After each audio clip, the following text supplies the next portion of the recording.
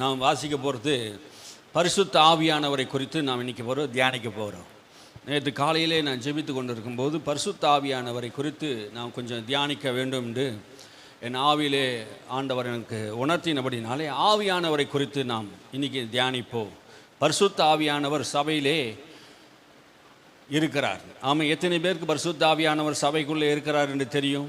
உங்களுக்குள்ளே பரிசுத்த ஆவியானவர் இருக்கிறார்னு தெரியும். இந்த சபையை நடத்துகிறது யார் என்று உங்களுக்கு தெரியுமா? ஆவியானவர் தான் இந்த சபையை நடத்தி கொண்டு இருக்கிறார். ஆமே, இந்த சபையை நான் நடத்தவில்லை, ஆவியானவர் நடத்துகிறார். இரத்தத்தினாலே சம்பாதிக்கப்பட்ட சபையை கண்காணியாக பரிசுத்த ஆவியானவரை தேவன் நியமித்திருக்கிறார். அல்லேலூயா! யாரை நியமித்திருக்கிறார் என்றால், இரத்தத்தினால் சம்பாதிக்கப்பட்ட சபை. அப்படி என்றால் உங்கள் எல்லோரையும் இயேசு விலையேறு பெற்ற இரத்தத்தினால் கொடுத்து உங்களை சம்பாதித்து வைத்திருக்கிறார். நீங்கள் எல்லாம் சம்பாதிக்கப்பட்ட சொத்துக்கள், தேவனுடைய சொத்துக்கள். உங்களை எல்லாம் நடத்துவதற்காக விலையேறு பெற்றவர், உலகத்தில் தலை சிறந்த ஞானத்தில் நிறைந்தவர் தேவ ஆவியானவர். அது பிதாவின் ஆவியானவர், அவர் கிறிஸ்துவின் ஆவியானவர். அவர் வந்து உங்களை நடத்த வேண்டும் என்று விரும்புகிறார். அதனால்தான் வெளிப்படுத்த எல்லா விசேஷத்தை நீங்கள் வாசித்து பார்த்தீங்கன்னா ஆவியானவர் பேசுகிறார். காது உள்ளவன் கேட்க கடவான் என்று சொல்கிறார். யாருக்கு நாம் செவி கொடுக்க வேண்டும் என்று பரிசுத்த ஆவியானவர் சொல்கிறார். காது உள்ளவன் கேளுங்கள். இன்னைக்கு சபையிலே நீங்கள் காது உள்ளவராக இருங்க. இஸ்ரவேல் மக்கள் இயேசு பேசின போது மந்த இருதயமும் மந்த புத்தியும் உள்ளவராக இருந்தார்கள்.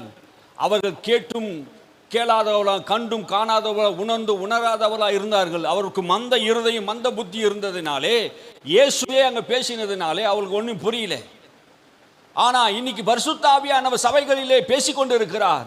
ஆமே, நாம் இரவும் பகலும் ஆண்டவரே இந்த ஞாயிற்றுக்கிழமை எங்களோடு கூட பேசுங்க என்று சொல்லி நாம் ஜெபிக்கிறோம். ஆமே, ஆலயத்துக்கு ஏன் வருகிறோம்? தேவாதி தேவன் எங்களோட கூட பேசணும் ஆண்டவரே, எங்கள் வாழ்க்கையை சீர்படுத்தின ஆண்டவரே, எனக்கு ஒரு ஆலோசனை சொல்லுங்க ஆண்டவரே சொல்லி தான் நாம் என்ன பண்ணுறோம்? ஒவ்வொரு நாளும் ஜெபிக்கிறோம். மனிதனுடைய வார்த்தையை கேட்க வருகிறோம்? இல்லை, தேவனுடைய வார்த்தை கேட்க வருகிறோம். நாம் யார் என்பதை நாம் உணர வேண்டும். நாம் தேவனால் இரத்தத்தினால் மீட்கப்பட்ட ஜனம். இந்த ஜனத்தை மீட்பதற்காக, ஆளுகை செய்வதற்காக ஆவியானவர் நமக்கு தந்திருக்கிறார். நான் போகிறது உங்களுக்கு நலமாக இருக்கும் என்று இயேசு சொன்னார். நான் போகிறது உங்களுக்கு பிரயோஜனமாக இருக்கும். நான் போகாது இருந்தால் பரிசுத்த ஆவியானவர் உங்களிடத்து வரமாட்டார். நான் போய் என் பிதாவிடத்தில் வேண்டிக் கொள்வேன். அப்போது என்றென்றைக்கும் உங்களோடு கூட தங்கி இருக்கும்படியாக அவர் வந்து உங்களுக்கு ஆலோசனை சொல்லுவார். நான் எப்படி உங்களுக்கு ஆலோசனை சொல்லி வழி நடத்தினோ அதே போல பரிசுத்த ஆவியானவர் உங்களை வழி நடத்துவார், மறைபொருளை வெளிப்படுத்துவார். நான் சொன்ன காரியங்கள் எல்லாவற்றையும் உங்களுக்கு நினைவுபடுத்துகிறவர் ஆவியானவர். இயேசு சொன்ன எல்லா காரியத்தையும் நினைவுபடுத்துகிற ஆவியானவர். நீ மறந்து இருந்தாலும், நீ வேத வசனத்தை வாசித்து இருந்தினா, ஆவியானவர் உனக்குள் இருந்து உன் இருதயத்தில் வசனத்தை பேசுவார். அல்லேலூயா! ஆவியானவர் உன்னை நடத்துவார். சபை மக்களே, நீ இரத்தத்தினால் மீட்கப்பட்ட ஜனம். இந்த உலகத்தில் இருக்கிற மக்களை போல் நீங்க அல்ல. தேவனால் வெளியேறி பெற்ற இரத்தத்தினால் மீட்கப்பட்ட ஜனத்துக்கு தேவன் தமது ஆலோசனையை ஆவியானவர் மூலமாக உங்களுக்கு கொடுக்கிறார். நீ வெறுமையாக வந்து வெறுமையாக போகக்கூடாது. நீ தேவ சத்தத்தை கேட்கணும். அப்போஸ்தலர்கள் எல்லாரும் தேவ சத்தத்தை கேட்டார்கள். நீ தேவனுடைய பிள்ளையா இருந்தா ஆவியானவர் உன்னை நடத்தணும். அல்லேலூயா! இந்த சபையை தேவன் ஆவியானவர் நடத்துகிறார். நம்ம மத்தியில் தேவ ஆவியானவர் இருக்கிறார். அந்த ஆவியானவர் உங்களை ஒவ்வொருவரையும் நடத்த வேண்டும். அல்லேலூயா! ஆவியானவர் நடத்தவில்லை என்றால் உன் வழி சரியா இருக்காது. பிசாசு உன்னை நடத்த வேண்டியதா சூழ்நிலை வந்துடும். உலக ஆலோசனை உனக்கு சூழ்நிலை, உன் நண்பன் உன்னை நடத்த வேண்டியதா இருக்கும். நீ ஆவியானவரோடு கூட இணைந்திருப்பாய் என்றால் ஆவியானவர் உனக்கு உதவி செய்கிறவராக இருக்கிறார். அல்லேலூயா! இயேசு சொன்னார், அவர் உதவி செய்கிறவர், அவர் உதவியாளவராக இருக்கிறார். உனக்கு அவர் உதவி செய்வார். ஆவியானவரே, நீர் எனக்கு உதவி செய்யுங்க, இந்த காரியத்தை செய்வதற்கு எனக்கு உதவி செய்யுங்க என்று நீங்க கேட்டதுண்டா? அவர் உதவி செய்வதற்கு ஆயத்தமா இருக்கிறார். அல்லேலூயா! அவர் உதவி செய்கிற ஆயத்தமா இருக்கிறார். நாம் ஆண்டவருடைய உதவி நாடாமல் என்னுடைய பலத்தினால், என்னுடைய ஞானத்தினால், என்னுடைய முயற்சினாலே, என்னுடைய திறமையினாலே நான் எதை வேணா செய்வேன் என்று நாம் நடந்து கொள்கிறோம். அல்லேலூயா! இன்னைக்கு பாருங்க, நம்முடைய பலத்தினாலும் அல்ல, பராக்கிரமத்தினாலும் அல்ல, என் ஆவியினால் ஆகும் என்று கர்த்தர் சொல்றார். அல்லேலூயா! சேனையை கர்த்தர் சொல்றார், உன்னுடைய பலத்தினால் அல்ல, என்னுடைய பராக்கிரமத்தினால் அல்ல, அவருடைய ஆவியினால தான் எல்லாம் ஆகும். ஆமே, நீ ஆவியானவரோடு கூட இணைந்து வாழ வேண்டும். உனக்குள்ள ஆவியானவர் வாசம் பண்ணணும். நீ அந்த ஆவியானவரை நீ பெற்றுக்கொள்ள வேண்டும். அல்லேலூயா! ஆபிரகாமின் மூலமாக இந்த உலகத்துக்கு சகலவிதமான ஆசீர்வாதங்களை தேவன் கொடுத்திருந்தார். ஆபிரகாமை சகல காரியத்தையும் தேவன் ஆசீர்வதித்திருந்தார். எல்லா காரியத்தையும் ஆசீர்வதித்திருந்தார். அவன் கையிட்ட செய்த எல்லா காரியத்தையும் ஆசீர்வதித்தார். தேசங்களை கொடுத்தார், ஏராளமான மக்களை கொடுத்தார், பொன்னையும் பொருளையும் கொடுத்தார், ஏராளமான ஆசீர்வாதங்கள் ஆபிரகாமுக்கு தேவன் கொடுத்தார். ஆனால் ஆபிரகாமினுடைய ஆசீர்வாதங்கள் இந்த உலகத்தோடு முடிந்து விடுகிறது. ஆனால் கிறிஸ்துவின் ஆசீர்வாதம் பரிசுத்த ஆவியானவர். கிறிஸ்துவின் ஆசீர்வாதம் பரிசுத்த ஆவியானவர். ஆபிரகாம் உலகத்தில் எல்லா ஆசீர்வாதத்தையும் அவர் பெற்றுக் கொடுத்திருந்தாலும், ஆனால் இயேசு வரும்போது நான் பிதாவிடத்தில் வேண்டிக் கொள்வேன், என்றென்றைக்கும் அவர் உங்களோட கூட இருப்பார். அல்லேலூயா. நான் போகிறது பிதா வீட்டுக்கு போகிறேன், நான் போய் பிதாவிடத்திலிருந்து ஆவியானவரை உங்களோட அனுப்புகிறேன். அவர் வந்து சபையை நடத்துவார். நான் இங்க இருந்தா, இந்த ஊர்ல அஸ்தினாபுரத்தில் இருந்தா, நேதாஜி நகர்ல இருந்தா, சென்னை பட்டணத்தில் முழுவதும் நான் இருக்க முடியாது. ஆவியானவர் அப்படி அல்ல, உலகம் முழுவதும் வியாபித்துக் கொண்டிருக்கிறார். அல்லேலூயா. எனக்குள்ளே செயலாட்டுகிறார், உங்களுக்குள்ளே செயலாட்டுகிறார். இதே நேரத்தில் ஜப்பானுக்குள்ளே இருக்கிற எல்லா மக்களுக்குள்ளே செயலாட்டுகிறார். அவர் ஆவியா இருக்கிறார், அவர் சர்வ வியாபியா இருக்கிறார். வானம் அவர் சிங்காசன, பூமி அவர் பாதபடியா இருக்கு. அவர் எங்கும் நிறைந்தவராக இருக்கிறார். அல்லேலூயா. அவர் வந்தாதான் உலகம் முழுவதும் ஆட்சி செய்ய முடியும். அல்லேலூயா. இயேசு இருக்கிறது காட்டிலும் ஆவியானவர் இருக்கிறது நலம் என்று இயேசு சொன்னார். நான் இருக்கிறது காட்டிலும் ஆவியானவர் வந்தா உங்களுக்கு பிரயோஜனமா இருக்கும். அல்லேலூயா. இந்த ஆவியானவர் எங்கு இருக்கிறாரோ அங்கதான் நமக்கு விடுதலை உண்டாகும். அல்லேலூயா. வேத வசனத்தை நீங்கள் வாசித்து பாருங்கள். 2 கொரிந்தியர் புத்தகம் 3:17 வசனத்தை நீங்கள் வாசித்து பார்த்தீங்கன்னா, கர்த்தரே ஆவியானவர். கர்த்தருடைய ஆவி எங்கே இருக்கிறதோ அங்கே விடுதலை உண்டு. கர்த்தரே ஆவியானவர். அப்போஸ்தலனாகிய பவுல் சொல்கிறார், கர்த்தர் தான் ஆவியானவர். இன்னைக்கு நிறைய பேர் ஆவியானவரை வெவ்வேறாக பேர் சொல்லுகிறார். ஆவியானவர் என்று சொல்லாமல் ஒரு ஆவி என்று சொல்லுகிறார்கள், அது ஒரு பலன் என்று சொல்லுகிறார்கள். தவறான காரியங்கள். ஆவியானவர் 3 நபர்களில் ஒருவர் பரிசுத்த ஆவியானவர். பிதா, குமாரன், பரிசுத்த ஆவியானவர். 3 பேரும் ஒரே நபர் தான். அவர் திருத்துவத்தில் இருக்கிறார். நம்முடைய தேவன் பிதாவாகவும் குமாரனாகவும் ஆவியாகவும் இருக்கிறார். பரலோகத்தில் சாட்சியிடுகிறவர் மூவர், பிதா, குமாரன், பரிசுத்த ஆவியானவர்கள். இந்த 3 பேர் தான் சாட்சியிடுகிறார். 3 பேர் தனித்தனியா பிரித்து பேசுவதல்ல, 3 பேரும் ஒன்றா இருக்கிறார்கள். அப்போஸ்தலனாகிய பவுல் சொல்கிறதை கவனிங்கள். கர்த்தரே ஆவியானவர். அல்லேலூயா. ஆவியானவர் வேறு, கர்த்தர் வேறு என்று சொல்லவில்லை.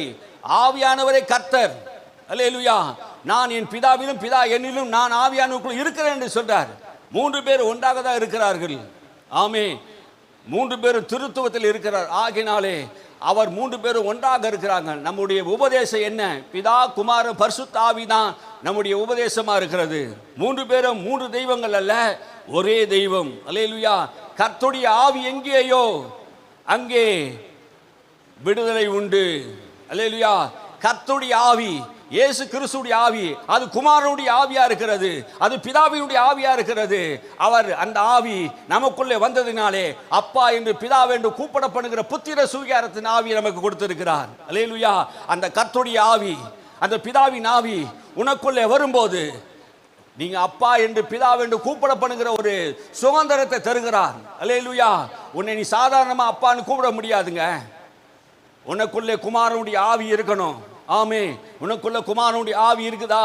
இன்னும் நீ குமாரனுடைய ஆவியை பெறாமல் இருந்தீனா, இயேசு கிறிஸ்துவை விசுவாசிக்கும் போது நீ குமாரனுடைய ஆவியை பெறுவ. ஆமே. அல்லேலூயா. அவரை விசுவாசிக்க அத்தனை பேரும் தேவனுடைய பிள்ளைகளாகும்படி உனக்கு அதிகாரத்தை கொடுக்கிறார். உனக்கு ஒரு அதிகாரம், இயேசுவை விசுவாசிக்கிற உனக்கு ஒரு அதிகாரத்தை கொடுக்கிறார். அது ஒரு குமாரனுடைய ஆவி. எப்போது இயேசுவை விசுவாசிக்க ஆரம்பிச்சியோ அப்போதே உனக்கு குமாரனுடைய ஆவியை ஊற்றுகிறார். நீ பிதா என்று அப்பா என்று கூப்பிட பண்ணுவார். அல்லேலூயா. இந்த ஆவி உனக்கு தேவை. கடைசி காலத்திலே இந்த ஆவியான உனக்கு தேவை. இந்த உலகத்தில் 2 முத்திரை இருக்குது. ஒரு முத்திரை அந்நிய விக்கிரக முத்திரை, அந்தி கிறிஸ்துவுடைய முத்திரை. இன்னொரு முத்திரை பரிசுத்த ஆவியானவருடைய முத்திரை. ஆமே. அந்த முத்திரை இருந்தாதான், பரிசுத்த ஆவியானவருடைய முத்திரை உண்மையில் பதிக்கப்பட்டாதான் நீ என்ன பண்ண முடியும்? பரலோகத்துக்கு போக முடியும். அந்த முத்திரை என்றால் என்ன? ஆவியானவர் உங்களை முத்திரைத்து இருக்கிறாராம். ஆவியானவர் உங்களை பிதாவாகிய தேவனுக்கு என்று சொந்தமாக்கி இருக்கிறாராம். அல்லேலூயா. இயேசுவை நீ விசுவாசிக்கும் போது, இயேசுவை நீ நம்பும் போது ஆண்டவர் மேலே தமது ஆவியை முத்திரையிடுகிறார். நீ எனக்கு சொந்தமானவன், என்னுடைய மகன், என்னுடைய ஆவியை உன்மேல் வைக்கிறேன், என்னுடைய ரட்சிப்பை உன்மேல் வைக்கிறேன், என்னுடைய பாவ மன்னிப்பு மீட்பை உன்மேல் வைக்கிறேன், நித்திய ஜீவனை நான் உனக்கு தருகிறேன் என்று சொல்லி ஆண்டவர் உனக்கு இந்த உலகத்திலே உன்னை தேர்ந்தெடுக்கிறார். ஆமென். அல்லேலூயா. உன்னை ஆண்டவர் முன்குறித்து இருக்கிறார்.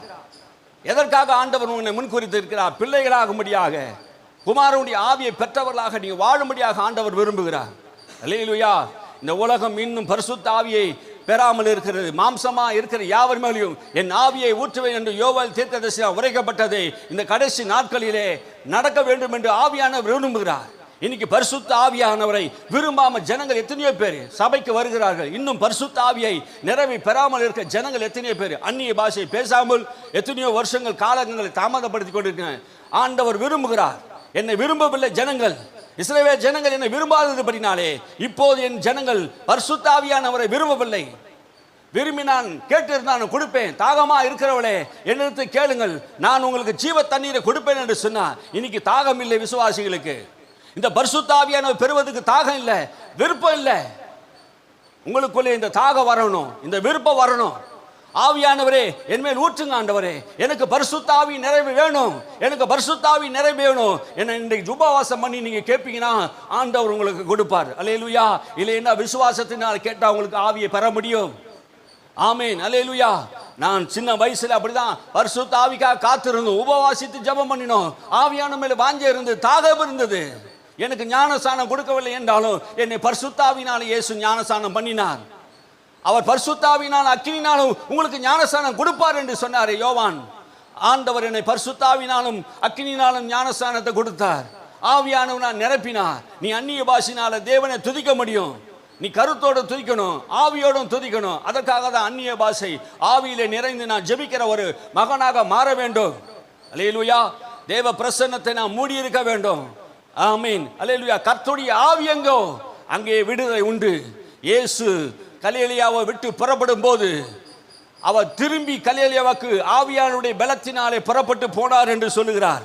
லூக்கா எழுதின சுவிசேஷம் 4ஆம் அதிகாரம் 14ஆம் வசனம் சொல்லுகிறது, பின்பு இயேசு ஆவியானுடைய பலத்தினாலே கலிலேயாவுக்கு திரும்பி போனார்.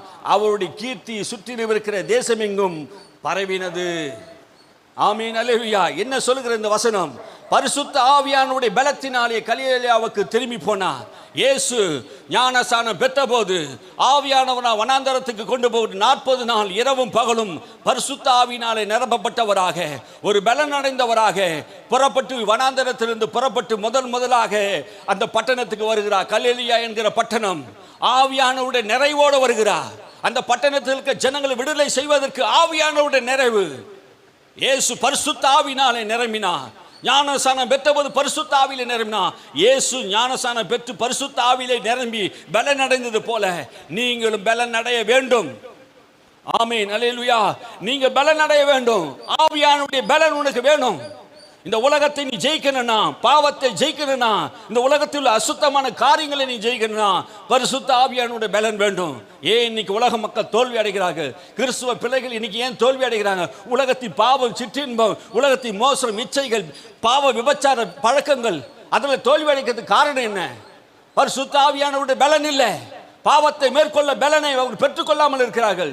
சத்தியத்தை அறியாமல் இருக்கிறார்கள். பரிசுத்த ஆவியானவர் தான் நம்முடைய பலனா இருக்கிறார். ஆமீன். அல்லேலூயா.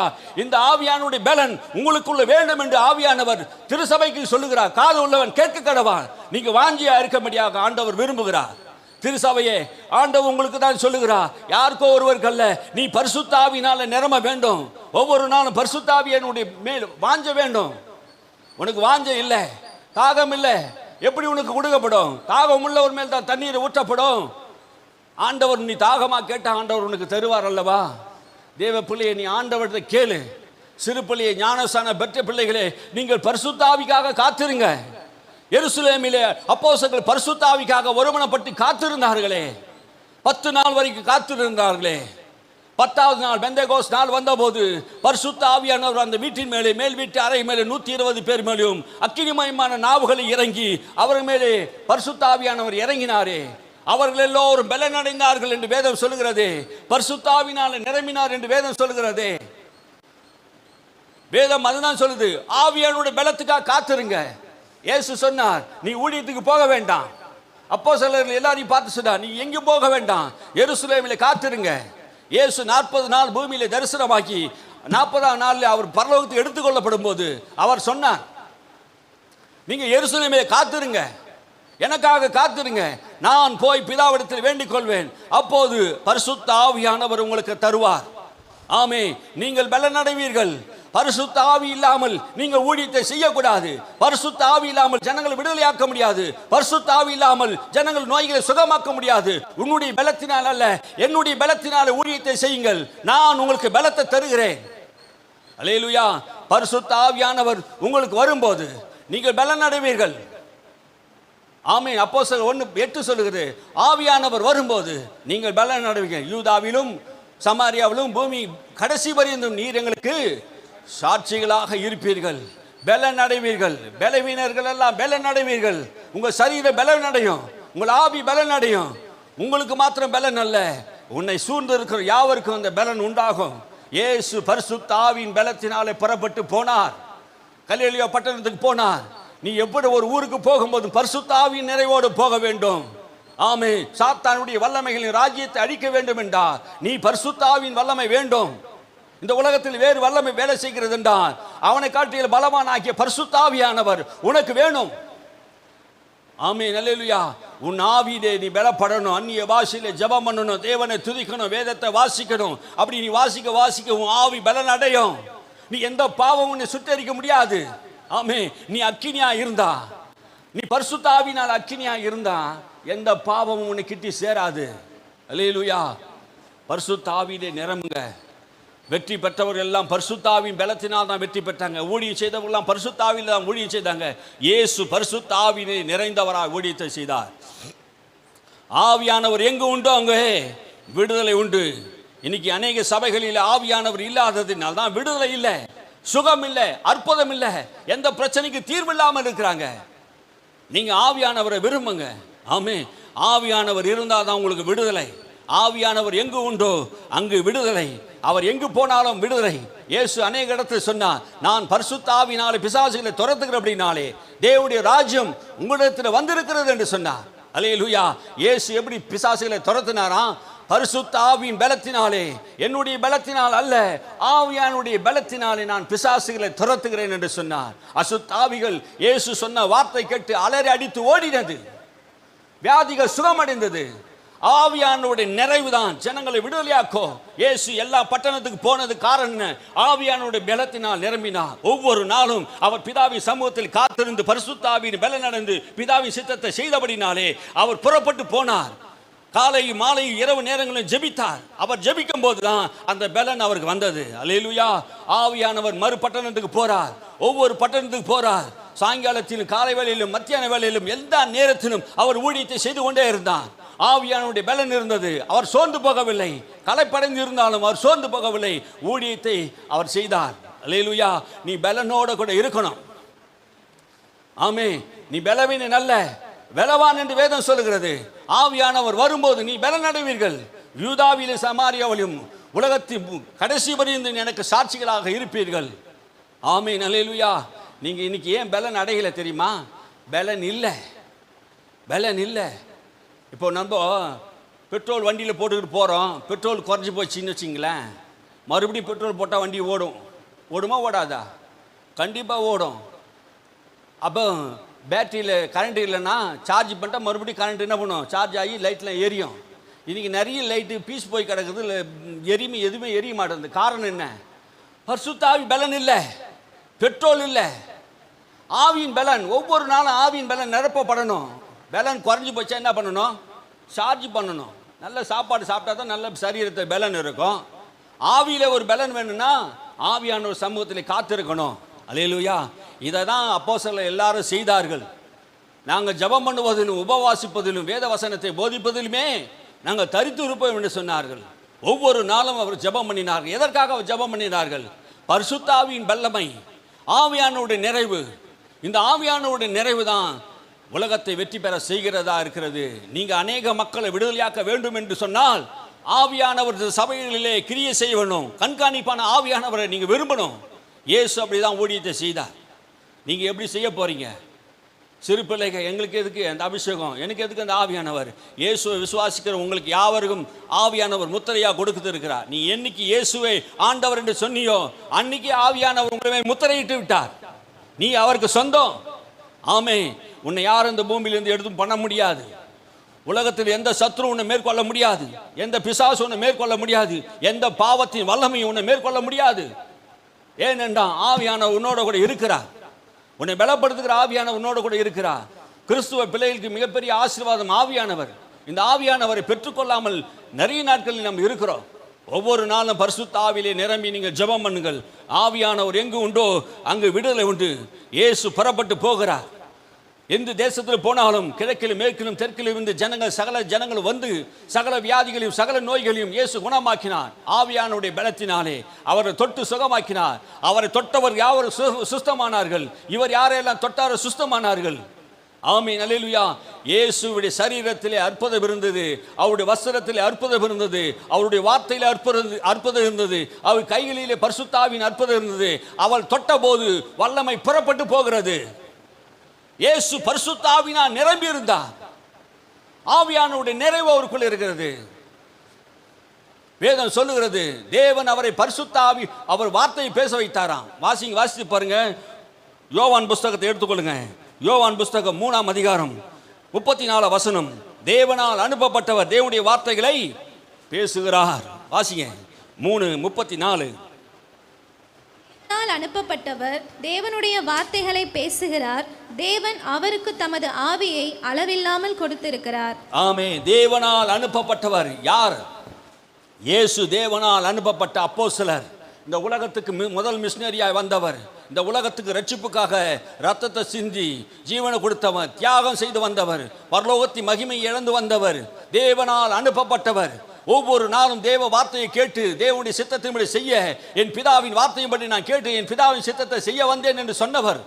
தேவனால் அனுப்பப்பட்டவர் இயேசு கிறிஸ்து. தேவனால் அனுப்பப்பட்டவர். அவருக்கு தமது ஆவியை அளவில்லாமல் கொடுத்திருந்தாராம். அல்லேலூயா. தேவனால் அனுப்பப்பட்டிருந்தா, தேவனால் தெரிந்து கொள்ளப்பட்டிருந்தா தேவனுடைய வார்த்தையை நீ பேசுவ. ஆமீன். நீ தேவனால் அனுப்பப்பட்ட மகளாக இருக்கணும். தேவனால் அனுப்பப்பட்டவர் தேவனுடைய ஆவியை அளவில்லாமல் அவருக்கு கொடுத்திருந்தாராம். அளவில்லாமல் ஆவி, ஏதோ ஒரு லிமிட் இல்லை. பரிசுத்த ஆவியை ஒரு லிமிட்டோடு கொடுக்கிறவர் அல்ல, அளவில்லாமல் கொடுக்கிறவர். இயேசுக்கு மேல் இருந்த அந்த ஆவி அளவில்லாத பரிசுத்த ஆவியின் அபிஷேகம். அல்லேலூயா. அந்த அளவில்லாத அபிஷேகம் இருந்ததினால் தான் அப்போஸ்தலர்களை 12 பேரை வரவழைத்து அவர் மேலே ஊதி பரிசுத்த ஆவியை அவர் மேலே ஊதினார். அல்லேலூயா. அவருடைய பேச்சு, அவர் மூச்சு பரிசுத்த ஆவியினால் நிறைந்திருந்ததினால அவர் மேல் ஊதுறார். பரிசுத்த ஆவியை பெற்றுக்கொள்ளுங்கள் சொல்றார். அவர் மேல் ஊதினதினாலே, அவர்கள் பரிசுத்த ஆவியானவரை பெற்றுக்கொண்டதினாலே அவர்கள் புறப்பட்டு போனார்கள். நீங்க மத்திய சுவிசேஷ 10ஆம் அதிகாரத்தில் நீங்க வாசித்து பார்த்தீங்கன்னா, அப்போஸ்தலர்கள் அவர் வரவழைத்து அவர்கள் எல்லாம் நீங்க புறப்பட்டு போங்க, நான் என்னெல்லாம் செய்தனோ அதையெல்லாம் நீங்க என்ன பண்ணுங்க, செய்யுங்க, மரித்தோரை எழுப்புங்க, குஷ்டரோகியை சுஸ்தமாக்குங்க, சகல வியாதிகளை சகல நோய்களை குணமாக்குங்க என்று சொல்லி அவருக்கு அப்போஸ்தலருக்கு அதிகாரத்தை கொடுத்தார். அவர்கள் புறப்பட்டு போய் அசுத்தாவிகளை துரத்தினார்கள், வியாதிகளை சுஸ்தமாக்கினார்கள். இயேசுவிடத்தில் மறுபடியும் வந்து சொல்லுகிறார்கள், உம்முடைய நாமத்தினாலே நாங்கள் பிசாசுகளை துரத்தினோம், வியாதிகளை சுஸ்தமாக்கினோம் என்று சந்தோஷப்பட்டார்கள். அல்லேலூயா. ஆவியானவருடைய சந்தோஷ நிறைவு விடுதலை தான். மக்கள் விடுதலை அடையும் போது ஆவியானவர் சந்தோஷப்படுகிறார், இயேசு சந்தோஷப்படுகிறார், பிதா சந்தோஷப்படுகிறார். மக்கள் நிறைய பேர் வியாதியில் இருக்கிறாங்க, தரித்திரம் இருக்காங்க, சாபத்தில் இருக்கிறாங்க. விடாத பாவங்கள் அவனை பிடித்து வைத்திருக்கிறது. இந்த பாவத்திலிருந்து சாபத்திலிருந்து விடுதலையாக்குறவர் பரிசுத்த ஆவியானவர். ஒவ்வொரு மனிதனும் பாவத்தில் இருக்கிறான். குடிப்பழக்கத்திலும் வேசித்தனத்திலும் விபச்சாரத்திலும் கள்ள வாழ்க்கையிலும் வாழ்ந்து கொண்டிருக்கிறான். இவனை எல்லாம் நாம் விடுதலை ஆக்க வேண்டும் என்றான் ஆவியானுடைய பலன். வியாதியிலே சுகமாக்க வேண்டும் என்ற ஆவியானுடைய பலன். இன்னைக்கு திருசபைகளிலே இன்னைக்கு ஆவியானுடைய பலன் இல்லை. பரிசுத்த ஆவியை பெறாமல் இருக்கிறாங்க. பெற்றவர்கள் இன்னும் புதுப்பிக்காமல் இருக்கிறாங்க. ஆவியானவர் அற்பமா நினைக்கிற கூட்டங்கள் உண்டு. ஆவியானவர் ஒரு சாதாரண ஒரு பலன் தான், அது ஒரு வல்லமை தான் என்று சொல்லுகிறவர் உண்டு. அவர் தேவன். ஆமென், அல்லேலூயா. அந்த ஆவியானுடைய பலனை மறுதலிக்கிற கூட்டங்களுக்கு தேவன் தம்முடைய வல்லமை வெளிப்படுத்த முடியாது. விசுவாசிக்கிறவர்களுக்கு தான் அந்த ஜீவ தண்ணீரை கொடுப்பேன் என்று சொன்னார். நீ விசுவாசித்த அந்த ஜீவ தண்ணீரை பெற்றுக்கொள்ள முடியும். எதனால நீங்க ஆவியை பெற்றீர்கள்? விசுவாசத்தினால் அல்லவா ஆவியை பெற்றீர்கள். அல்லேலூயா. எதனால நாம் ஆவியை பெறுகிறோம்? நீங்கள் பரிசுத்த ஆவியை நீங்கள் பெற வேண்டும், விசுவாசத்தினால் பெற வேண்டும். ஒவ்வொரு நாளும் தேவ சமூகத்திலே நீங்கள் ஜெபிக்கிற மகளாக இருக்க வேண்டும் என்று வேதம் சொல்லுகிறது. என் வார்த்தை ஆவியாயும் ஜீவனுமாய் இருக்கிறது என்று சொல்றார். அல்லேலூயா. இயேசு பரிசுத்த ஆவியினால் நிறைந்து தேவ வார்த்தைகளை பேசினதினாலே, அளவில்லாமல் இவருக்கு ஆவியை கொடுத்ததினாலே, இவர் வார்த்தை எப்படி இருந்ததா? ஆவியாயும் ஜீவனமாய் இருந்தது. அவர் வார்த்தை ஆவியாய் புறப்பட்டு போய் நோய்களை சுகமாக்குறது. அவர் வார்த்தை புறப்பட்டு போகிறது, ஆவியான வார்த்தை. இந்த ஆவியானவர், இந்த வார்த்தையை இயேசு பேசின போது இந்த ஆவியானவர் வியாதிகளை சுகமாக்கி கொண்டே இருக்கிறார். பிசாசுகளை போவ என்று சொன்ன போது இந்த ஆவியானவர் விரட்டுகிறார். அசுத்தாவிகள் போகிறது. நான் தேவ ஆவியினாலே பிசாசுகளை துரத்துகிறேன் என்று சொன்னார். தேவ விரலினால் பிசாசுகளை துரத்துகிறேன் என்று சொன்னார். ஆவியானுடைய பலத்தினால தான் இயேசு ஊழியத்தை செய்தார். அல்லேலூயா. அவர் வெற்றி அடைந்ததுக்கு ஒரே ஒரு காரியம், ஆவியானுடைய பலன். வானத்தி பூமியும் உண்டாக்கின தெய்வம் இந்த பூமிக்கு வந்து பரிசுத்த ஆவியானுடைய பலத்தினாலே ஊழியத்தை செய்தாருன்னா, நீயும் நானும் இந்த பரிசுத்த ஆவியானுடைய பலத்தினால் தான் ஊழியத்தை செய்ய முடியும். ஆமே. அறுவடை செய்யணும்னா, ஜனங்களை விடுதலையாக்கணும்னா, ஜனங்கள் சுகமடையணும்னா, இந்த ஆவியானுடைய பலன் ஒவ்வொருவருக்கு வேணும். ஆமே. எத்தனை பேர் இந்த பரிசுத்த ஆவியான் மேல உங்களுக்கு தாகம் இருக்கிறது, வாஞ்சை இருக்கிறது? ஆண்டவரை நீங்கள் கேளுங்க. இன்னும் ஆண்டவர் நமக்காக வைத்திருக்கிற நன்மைகள் ஏராளம். இன்னும் நம் கண்கள் காணல, காதுகள் கேட்கல, ஆனா நம்ம இருதயத்தை இன்னும் தோன்றல. பரிசுத்த ஆவியானவரை நமக்கு வெளிப்படுத்திக் கொண்டே இருக்கிறார். அப்போஸ்தலன் பவுல் சொல்கிறார், 1 கொரிந்தியர் 2:10 சொல்லுகிறார், தேவன் நமக்கு ஆயத்தம் பண்ணினவைகளை இன்னும் கண்கள் காணவில்லை, தேவன் நமக்கு அவைகளை தமது ஆவியினாலே வெளிப்படுத்தினார். பரலோகத்தில் இருக்கிற ரகசியத்தை, பூலோகத்தில் இருக்கிற ரகசியத்தை, நமக்காக ஆண்டவர் வைத்திருக்கிற மகிமையை, நமக்காக தேவன் வைத்திருக்கிற சகலவிதமான ஆசீர்வாதத்தை, நன்மையை இந்த ஆவியானவர் நமக்குள்ளே இருந்து வெளிப்படுத்துகிறவராக இருக்கிறார். மறைபொருளை வெளிப்படுத்துகிற ஆவியானவர், ரகசியங்களை வெளிப்படுத்துகிற ஆவியானவர், வரப்போகிற காரியங்களை வெளிப்படுத்துகிற ஆவியானவர், மறைபொருளை வெளிப்படுத்துகிறார். அல்லேலூயா. தானியேலுக்கு மறைபொருளாக இருந்த அந்த சொப்பனத்தை கூட தேவ ஆவியானவர் அவனுக்கு வெளிப்படுத்தினார். அந்த ஆவியானவர் தான் ஒவ்வொரு காரியத்தை வெளிப்படுத்துகிறார். அவர் தான் ஞானத்தின் ஆவியானவர், அவர் தான் வெளிப்பாட்டின் ஆவியானவர், மறைந்து இருக்கிற ரகசியங்களை எல்லாம் அறிவிக்கிற ஆவியானவர். உங்க வாழ்க்கையிலே நடக்கிற காரியங்கள், குடும்பத்தில் நடக்கிற காரியங்கள், எதிர்காலத்தில் நடக்க போற காரியங்களை, வரப்போகிற காரியங்கள் எல்லாம் ஆவியானவர் உங்களுக்கு சொல்லுவார். நீங்க ஆவியானவரோட நடந்து பழகினால் ஆவியானவர் உங்களோட பேசுவார். அல்லேலூயா. எத்தனை பேர் இந்த ஆவியான மேல உங்களுக்கு வாஞ்சை இருக்குது? எத்தனை பேருக்கு இந்த ஆவியான மேல தாகம் இருக்குது? சபையே, தேவ பிள்ளையே, ஆவியானவர் கடைசி நாட்களிலே சபைகளுக்கு சொல்லுகிறார், நான் பரிசுத்த ஆவியினாலே உங்களுக்கு சொல்லுகிறேன், நீங்கள் பரிசுத்த ஆவியின் வரத்தை பெற வேண்டும் என்று தேவன் விரும்புகிறார். அந்த பலன் உங்களுக்கு வேண்டும் என்று தேவன் விரும்புகிறார். பரலோக தேவனுடைய சித்தம் அதுவே. நான் கொடுத்த பலன் அவங்களுக்கு வேணும். வெற்றி பெற வேண்டும் என்றால் இந்த பலன் இல்லாமல் நீ வெற்றி பெற முடியாது. இந்த உலகத்தை ஜெயிப்பதற்கு தேவ பலன் நமக்கு வேணும். ஆவியானவர் நமக்கு சகல காரியங்களை நமக்கு வெளிப்படுத்தக்கூடியவராக இருக்கிறார் என்று வேதம் சொல்லுகிறது. அல்லேலூயா. ஆவியானவர் என்ன செய்கிறார் என்று நீங்கள் கவனித்தினா, இயேசு பரிசுத்த ஆவியினால் நிறைந்ததினாலே என்ன நடக்குது என்றால், லூக்கா சுவிசேஷம் 13ஆம் அதிகாரம் 12ஆம் வசனத்தை நீங்கள் வாசித்து பார்த்தீங்கன்னா, அங்கே 18 வருஷமாய் கூனியா இருந்தால், ஒரு சபைக்கு வந்து கொண்டிருந்தான். சாத்தான் 18 வருஷமா அவள் கட்டியிருந்தான். 18 வருஷமா கட்டப்பட்டு இருக்கிற ஒரு கூனியான ஸ்திரீ, ஆபிரகாமி சந்ததியில் பிறந்தவள், நிமிரக்கூடாமல் ஒரு கூனியா இருந்தால். அவ கட்டப்பட்டு இருக்கிறதை இயேசு பார்த்தார். அல்லேலூயா. அவ கட்டப்பட்டு இருக்கிறதை, பிசாசினால் கட்டப்பட்டு இருக்கிறதை, அவர் கூனியாக கட்டப்பட்டு இருக்கிறது, அவள் எலும்புகள் வளைந்து நிமிரக்கூடாமல்படிக்கு பிசாசு அவளை கட்டி வைத்திருது. வியாதியை கொடுக்கிறான், எலும்புகள் எல்லாம் முறிவு உண்டாகுது. நம்ம நினைக்கிற இந்த உலகம் நினைக்குது, என்ன நினைக்கிறோம், ஏதோ ஒரு எலும்பு பிரச்சனை, முதுகு பிரச்சனை அப்படின்னு நம்ம உலகம் நினைக்கும். ஆனால் இயேசு பார்த்த விதம் வேற. ஆமென். ஆவியானுடைய கண் பார்வையில் அவர் பார்க்கிறார். நாம் எப்படி பார்க்குறோம்?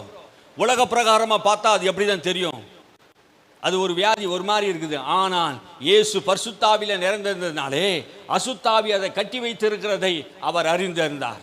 அல்லேலூயா. 18 வருஷமாய் நிமிரக்கூடாதபடிக்கு அவர் கூனியா இருந்தான், ஆலயத்துக்கு வந்திருந்தான். ஆனால் பரிசுத்த ஆவியானவர் அங்கே இல்லாததுனால அங்கே விடுதலை இல்லாமல் 18 வருஷமா அந்த ஆலயத்துக்கு வந்தார். ஆமென். இயேசு அங்கே வந்தபோது பரிசுத்த ஆவியினால் நிறைந்திருந்த இயேசு அவளை பார்த்து அந்த கூனியை தொட்டு சுகமடையும்படியாக கட்டளையிட்டார். பிசாசுடைய கட்டுகளை அவிழ்த்தார். ஆமென். இயேசு பரிசுத்த ஆவியில் நிறைந்திருந்ததினாலே நிமிரக்கூடாதபடி 18 வருஷமா நிமிரக்கூடாத அந்த கட்டுகளை அவிழ்த்தபடினாலே, கட்டுகள் அவிழ்க்கப்பட வேண்டும். மனுஷனுடைய சரீரத்தில் வியாதி கட்டுகள், பிசாசு பாவத்தின் கட்டுகள் இனி மனிதனுடைய வாழ்க்கையில் அழித்து கொண்டு இருக்கிறது. அந்த பாவத்தின் கட்டுகள், சாபத்தின் கட்டுகள் ஒரு மனிதனிலிருந்து விடுதலையாக்க வேண்டும் என்றால் ஆவியானவருடைய பலன் வேணும். ஆவியானவருடைய பலன் வேணும். ஆவியானவருடைய பலன் இல்லாமல் எந்த மனுஷனுடைய வியாதியை நம்ம சுகமாக்க முடியாது. நம்முடைய பலத்தை கொண்டு உபயோகப்பட முடியாது. அல்லேலூயா. என் நாமத்தினால் வியாதிஸ்தர் மேல் கைகளை வையுங்கள், அப்போது வியாதிஸ்தர்கள் சுஸ்தமாவார் என்று சொல்லி நாம் இயேசுவை விசுவாசித்து இயேசு கிறிஸ்து நாமத்தினாலே அவர் வியாதிஸ்தர் மேல் கைகளை வைக்கும்போது ஆவியானவர் அவர்களை குணப்படுத்துகிறார். சாவுக்கு ஏதுவான சரீரங்களை ஆவியானவர் குணப்படுத்துகிறார். அல்லேலூயா. ஆவியானவர் என்ன பண்ணாரு? சாவுக்கு ஏதுவான சரீரங்களை அவர் உயிர்ப்பிக்கிறவராய் இருக்கிறார் என்று வேத புத்தகம் 8ஆம் அதிகாரம் நீங்கள் வாசித்து பாருங்கள். ரோமர் 8:11 எல்லாரும் எடுத்துக்கொள்ளுங்க. அன்றியும் இயேசுவை மரித்தோரிலிருந்து எழுப்பினவருடைய ஆவி, கிறிஸ்துவை மரித்தோரிலிருந்து எழுப்பினவர் உங்களில் வாசமாய் இருக்கிற தம்முடைய ஆவியினாலே சாவுக்கேதுவான உங்கள் சரீரங்களையும் உயிர்ப்பிப்பார். கிறிஸ்துவை எழுப்பின ஆவியானவர். இந்த ஆவியானவர் கிறிஸ்துவை மரித்தோரிலிருந்து எழுப்பினவர். இந்த ஆவி உயிரோட கூட எழுப்பினார் என்று மூலமா சொல்லுகிறது. ஆவியானவர், அந்த இயேசுவை எழுப்பின அந்த ஆவியானவர் உங்களுக்குள்ளே வாசமா இருப்பார் என்றால், இயேசுவை எழுப்பின அந்த ஆவியானவர் உங்களுக்குள்ளே வாசமா இருப்பார் என்றால், கிறிஸ்துவை மரித்தோரிலிருந்து எழுப்பினவர் உங்களுக்குள் வாசமா இருக்கிற தமது ஆவினாலே உங்கள் சரீரங்களை, சாவுக்கேதுவான சரீரங்களை, இன்னைக்கு நிறைய பேர் சாவுக்கேதுவான சரீரங்கள் வியாதிப்பட்டு கிருமிகள் தாக்கி அந்த சரீரம் செத்துக்கொண்டு இருக்கிறது. இரத்தத்திலே அணுக்கள் குறைந்து கொண்டே போகிறது. சரீரத்தில் பலன் குறைந்து கொண்டே போகிறது. சாவுக்கேதுவான இந்த சரீரத்தில் இந்த ஆவியானவர் உன் சரீரத்தில் வரும்போது இந்த சாவுக்கேதுவான இந்த சரீரத்தை ஆண்டவர் உயிர்ப்பிக்கிறவராக இருக்கிறார். அல்லேலூயா. அவர் சிருஷ்டிப்பின் தேவனா இருக்கிறார். இந்த ஆவியானவருடைய பலன் வரும்போது என்ன நடக்குது? சரீரம் சுகமடைகிறது. சாவுக்கேதுவான உங்கள் சரீரத்தை சுகப்படுத்துகிறவராக இருக்கிறார். அல்லேலூயா. கர்நாடகா மாநிலத்திலே கார்வார் பகுதியிலே மிஷினரிகளாக ஊழியத்தை செய்ய சில நாட்களுக்கு முன்பாக, பல வருடங்களுக்கு முன்பாக போனார்கள். கர்நாடகா மாநிலத்திலே கர்வார் என்ற பகுதியிலே ஊழியத்தை செய்வதற்காக. அங்கே ஒரு பிராமண குடும்பத்திலே ரட்சிக்கப்பட்டு ஆண்டவருடைய ஊழியத்தை தாங்கின ஒரு குடும்பம். அந்த குடும்பம் பல ஆண்டுகளாக ஊழியத்தில் அவர் தாங்கினார்கள், ஊழியத்துக்கு உதவி செய்தார்கள். அப்போது அந்த குடும்பத்தில் இருந்த ஒருவருக்கு, பிராமணருக்கு, அந்த தகப்பனாருக்கு என்ன ஆயிடுச்சுன்னா பக்கவாதம் வந்து விட்டதாம். பக்கவாதம் வந்ததினாலே கை கால் இரண்டும் விழுந்து போய்விட்டது. விழுந்து போனதினாலே அவர் பல பேர் கூட்டிட்டு வந்து, கையும் வரல காலம் வரல, பல மிஷினரிகள் வந்து அவருக்காக ஜெபம் பண்ணினார்கள். அவர் சுகமடையும்படியாக நிறைய நாட்கள் அவருக்காக ஜெபம் பண்ணி, பல மாதங்களாக ஜெபம் பண்ணினார்கள். அப்போது அந்த பகுதியில் ஒரு மிஷினரி ஊழியத்துக்கு வந்திருந்தார். அந்த மிஷினரி ஊழியத்துக்கு வந்திருந்த போது இவரையும் கொண்டு போயிட்டு அந்த தகப்பனாருக்கு போய் ஜெபம் பண்ண கூப்பிட்டாங்க. அப்போது அவர் போயிட்டு அந்த மிஷினரி அந்த வியாதி உள்ள மனுஷனை பார்த்து கேட்டாராம், நான் எதற்காக உனக்கு ஜெபம் பண்ணணும் என்று ஆவியானவர் கேட்குறார். நான் எதற்காக ஜெபம் பண்ணணும் அப்படி கேட்டபோது அந்த படுக்கையில் இருந்தவர், அங்கே சுற்றி இருந்தவங்களாம் என்ன நினச்சாங்க, இத்தனை வருஷமும் வியாதியாக இருக்கிறார், நான் சொல்லி தான் கூப்பிட்டு வந்து எதுக்காக ஜெபம் பண்ணணும்னு கேட்குறாரு. வியாதியாக இருக்கிற சுகமடையணும் ஜெபம் பண்ணணும்ல, அதுக்காக ஜெபம் பண்ணணும்னு சொல்லி கேட்டுருந்தார். அங்கே சுற்றி இருந்தவங்களும் அப்படி தான் நினச்சின்னு இருக்கிறாங்க. ஆனால் அவர் கேட்டது என்ன கேட்டார்னா, நான் பரிசுத்த ஆவி வரத்தை பெறுவதற்காக ஜெபம் பண்ணுங்கள் என்று பரிசுத்த ஆவி மேலே தாகமாக இருந்தாராம். அப்போது எல்லாருக்கும் ஆச்சரியமாக இருக்குது, ஏன் பரிசுத்த ஆவியான்னு கேட்குறார். அப்போது அந்த ஊழியக்காரர், அந்த மிஷினரி என்ன பண்ணாராம், பரிசுத்த ஆவியின் வரத்துக்காக ஜெபம் பண்ண ஆரம்பித்தாராம். கொஞ்ச நேரம் ஆயிடுச்சு, ஒரு 10-20 நிமிஷம் ஆயிடுச்சு. எல்லாரும் பரிசுத்த ஆவியிலே நிரம்பினார்கள். கொஞ்ச நேரம் பொறுத்து ஒரு அரை மணி நேரம் கழிச்சு எல்லாரும் ஜெபித்து கொண்டே இருக்கும்போது பரிசுத்த ஆவியை நிரம்பி எல்லாரும் ஜெபித்து அந்நிய பாஷையில் ஜெபிக்கிறாங்க. அந்த ஆள் காணோம், படுக்கையில் இருந்த ஆளை காணோம். எங்கன்னா மறு ரூமில் போயிட்டு அங்கே போயிட்டு நான் துள்ளி குதித்து எழுந்து என்ன பண்ண ஆண்டவரை துதித்து கொண்டு இருக்கிறதை எல்லாரும் பார்த்தார்கள். நடந்த சம்பவங்க இதெல்லாம். பரிசுத்த ஆவியானவர் ஒரு சாவுக்கேதுவான சரீரங்களை உயிர்ப்பிக்கிற ஆவியானவர். அல்லேலூயா. நீங்கள் பரிசுத்த ஆவியின் அபிஷேகத்தை பெறும்போது உங்கள் சரீரம் உயிர் அடையும், பலன் அடையும். ஆமே. ஓசன்னா என்கிற ஆந்திரா மாநிலத்தில் ஊழியம் செய்கிறார். அவர் ஒரு கூட்டத்துக்கு போயிருக்கும்போது ஒரு சப்பானியாக இருந்த ஒரு மனுஷன் எனக்கு பரிசுத்த ஆவி வேண்டும் என்று அவன் கேட்டபோது, சரி நான் வந்து அப்புறமா ஜெபம் பண்ணுறேன் அப்படின்னு சொன்னபோது, இல்லை எனக்கு சுகத்துக்கெல்லாம் வேணாம், எனக்கு பரிசுத்த ஆவிக்காக ஜெபம் பண்ண சொன்னபோது பரிசுத்த ஆவியை பெற்றுக்கொண்டு சொல்லிட்டு மேடையில் போய் உட்காந்துட்டார். அவ்வளோதான். சப்பானி, அவன் நடக்க முடியாதவன். அவன் பெற்றுக்கொள்ளும் போது ஆவியானவர் நிறைவு அவன் பெற்ற போது, பரிசுத்த ஆவியான நிறைந்த போது இது வரைக்கும் நடக்காத பிள்ளை எழுந்து நடக்க ஆரம்பிச்சிட்டான். அல்லேலூயா. ஆண்டவர் அற்புதம் செய்தார். ஆமீன். அல்லேலூயா. நான் பஞ்சாப் மாநிலத்தில் நான் போயிருக்கும்போது, இங்கே தான் நம்ம ஊரில் தான் எந்தமே செய்ய முடியல. பஞ்சாப் மாநிலத்தில் நான் போயிருக்கும்போது ஒரு குழந்தைய கூப்பிட்டு வந்தேன். 4 வயசு குழந்தை, நடக்கவே இல்லை.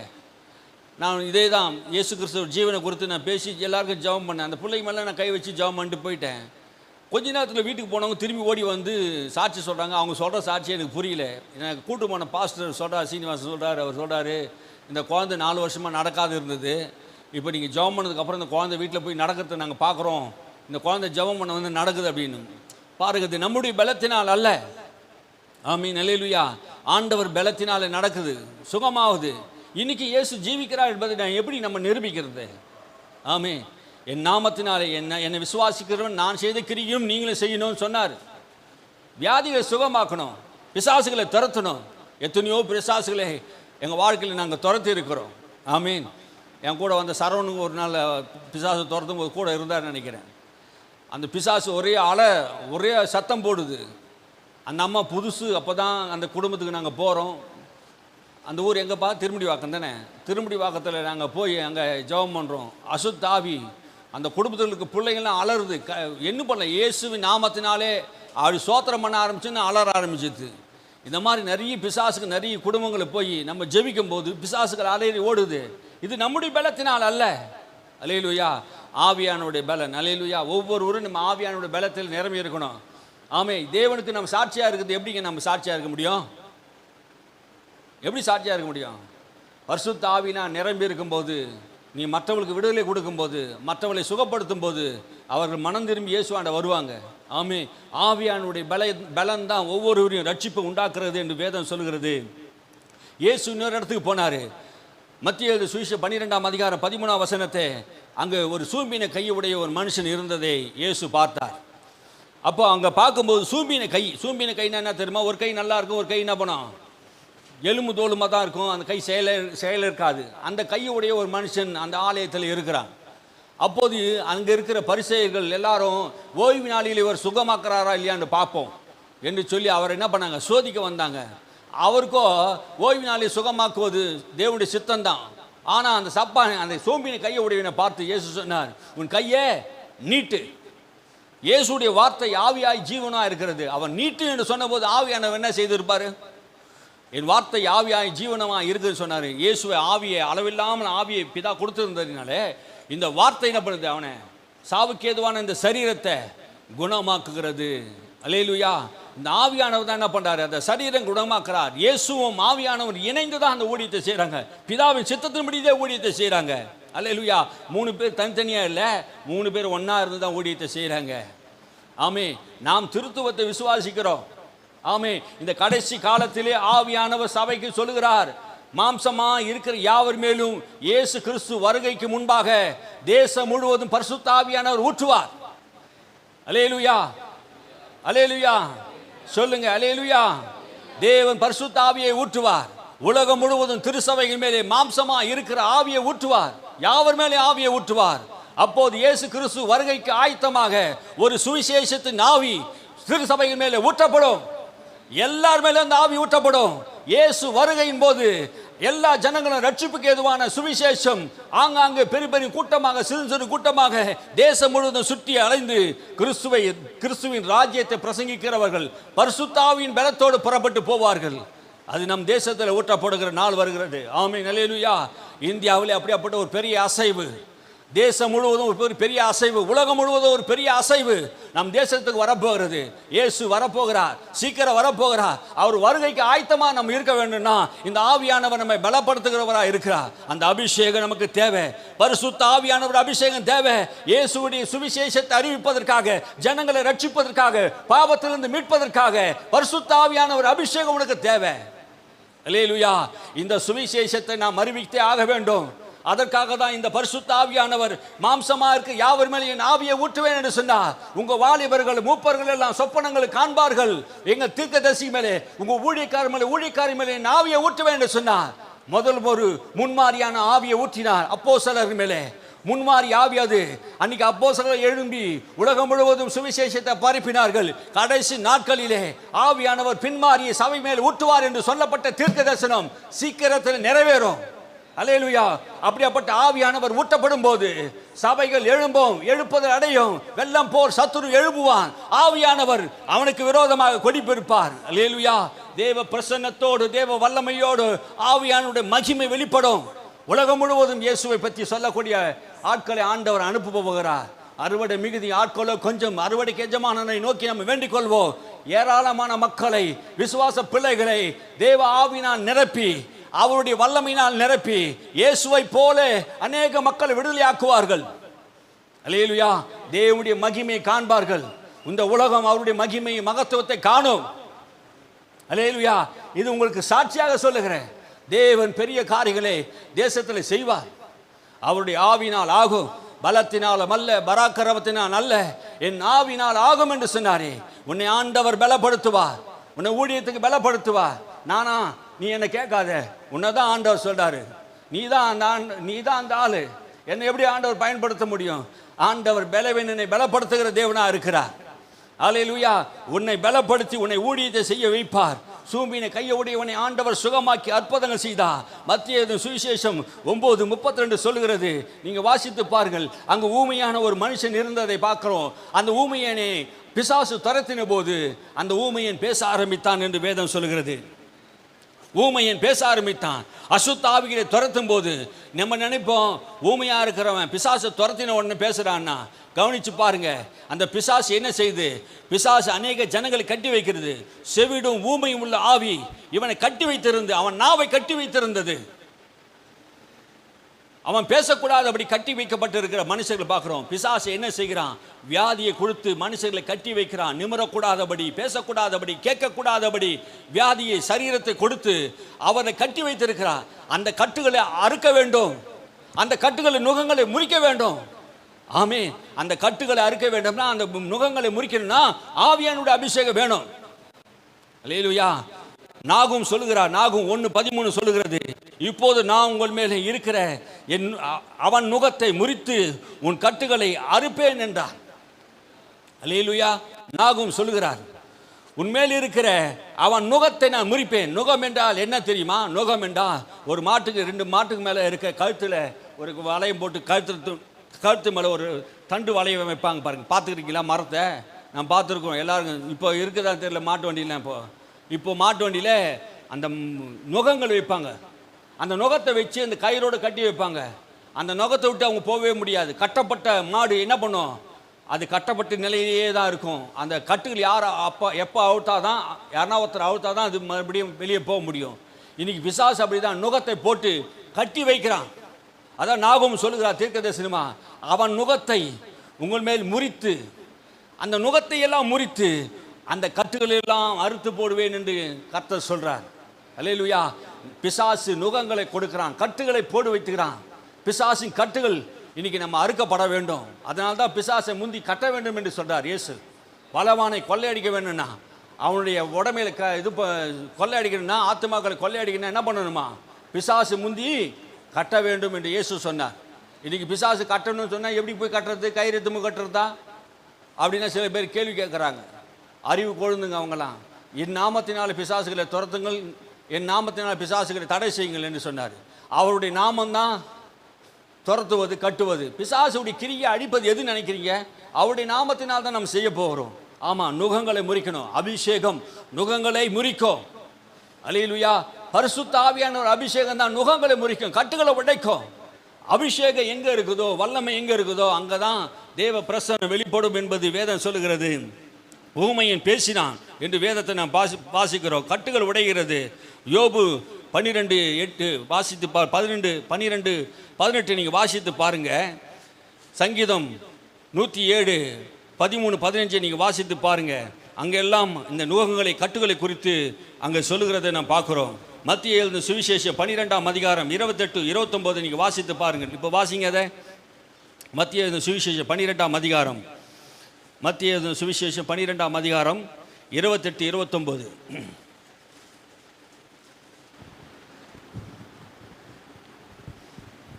நான் தேவனுடைய ஆவியினாலே பிசாசுகளை துரத்துகிறபடியால் தேவனுடைய ராஜ்யம் உங்களிடத்தில் வந்திருக்கிறதே.